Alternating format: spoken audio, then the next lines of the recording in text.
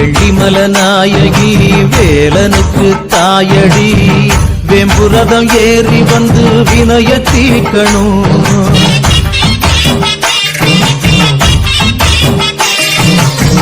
நாராயணன் தங்கச்சி நல்ல முத்து மாறியே தங்கரதம் ஏறி வந்து தாயே காக்கணும்.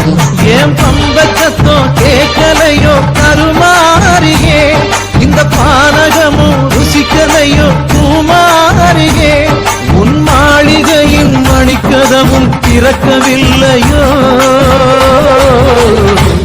அடி முத்து முத்து மாறி இந்த சித்து ஏ